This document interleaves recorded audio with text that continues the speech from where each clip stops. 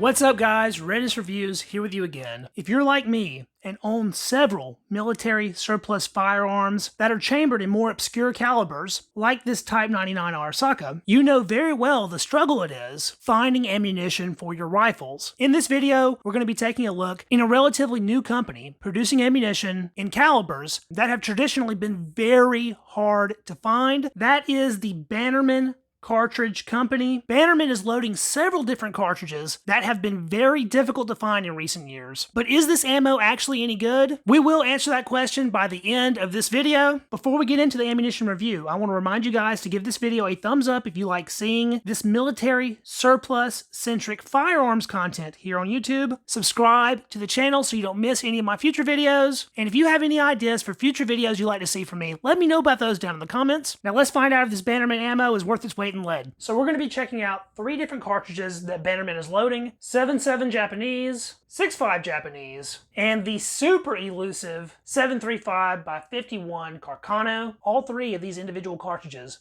have been extremely difficult to get your hands on and super expensive for more than a decade at this point. So I'm very glad to see that we have companies like Bannerman starting to contribute to our Milsurp market. It's right there in their branding: modern ammunition for military surplus and classic firearms. This ammo is being assembled in the USA, by the way. Let's take a look at some of these cartridges.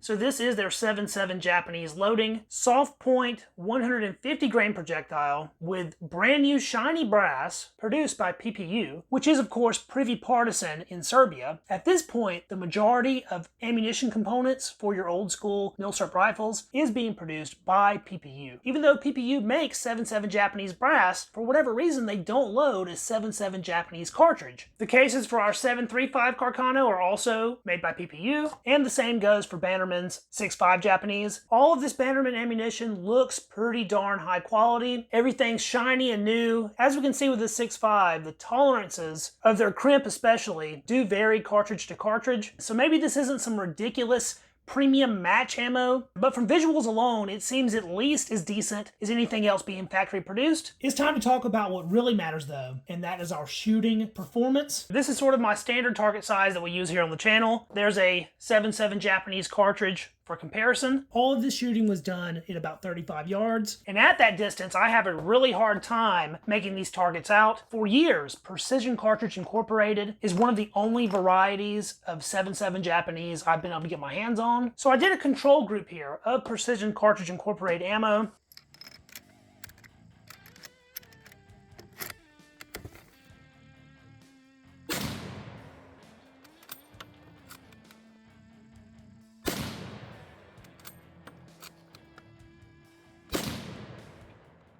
Here's a 3-shot group with my Type 99 Arisaka. In all of this shooting, I did my best to shoot as accurately as possible. Not horrendous, but that flyer did open it up. For our Bannerman 7.7 Japanese, I was shooting at this target up here, and my group fell down here. This group is actually tighter than the PCI ammo, but the PCI ammo was shooting more point of aim than the Bannerman was. These are both 150 grain soft point loadings. For the Bannerman to be shooting that much lower at 35 yards, perhaps they're underloading the cartridges just a little bit, which isn't necessarily a bad thing in the context of firing them through really old collector rifles. I did have a third variety of 7.7 Japanese ammo, and that is this 174 grain soft point from Norma.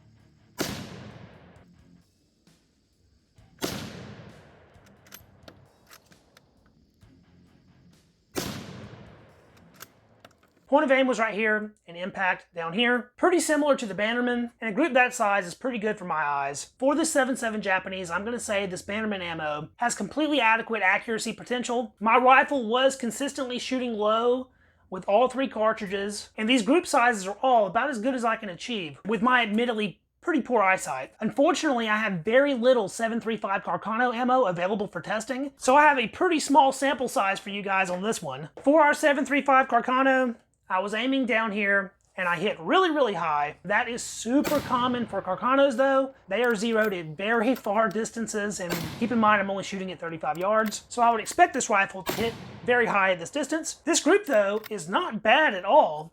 Those 2 rounds are touching, and I have a flyer there opening things up, better than what I was able to achieve with my Arasaka. The shooting for 7.3 Carcano was performed with my Royal Tiger Imports M38 Mosquito rifle. We unboxed this rifle years ago on the channel, and it is in pretty darn rough condition. I wouldn't expect much else given where it's coming from, but I'm very happy with how it performed with this Bannerman ammunition. I did more shooting with Bannerman 6.5 Arasaka than I did any other cartridge. These 2 groups were shot with a Type 38 Arasaka. For my Precision Cartridge Incorporated group, point of aim was here, so I was hitting high, and that is a pretty widespread, not impressive shooting at all. High and to the left. The Bannerman 6.5 group though, was actually a bit tighter. We're still shooting left, but much closer to point of aim vertically, and the overall spread on the group is substantially smaller than our Precision Cartridge Incorporated. I know some of you guys will make fun of these groups saying that they're awful, that I'm a really bad shot. You might blame it on the rifle, you might blame it on the ammo. The fact of the matter is, I'm not some expert marksman. I'm a decent enough shot to get the job done most of the time, and although I'm pulling off groups like these, I'm sure the ammunition is capable of much more in more capable hands, and possibly a different rifle. Speaking of a different rifle, we also did some test shooting with my Type I Carcano, and this particular gun is in very nice condition with a really clean bore. This rifle is a Carcano, but is chambered in 6.5 Japanese because these rifles were produced by Italy under contract with Japan, and these are some of the better groups that I experienced.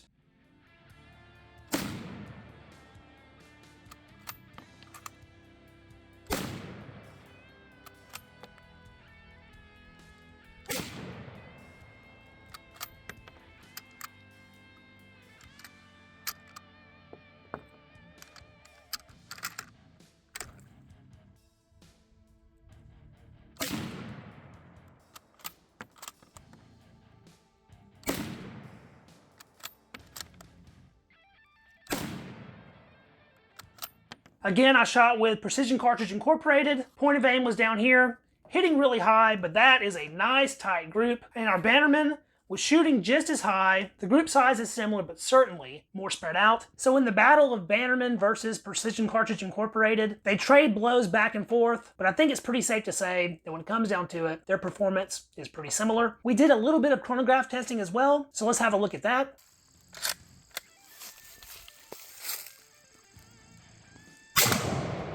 $27.09.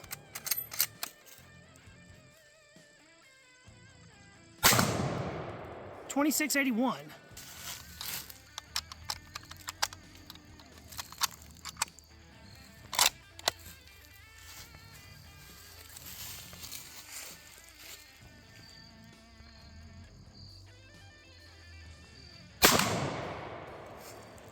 $20.49.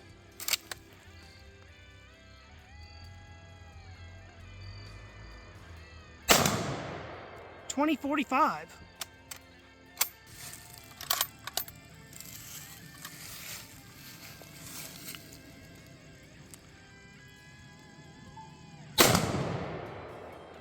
You didn't read anything. What did that say? 3301. That's seems way too fast. Let's try another one.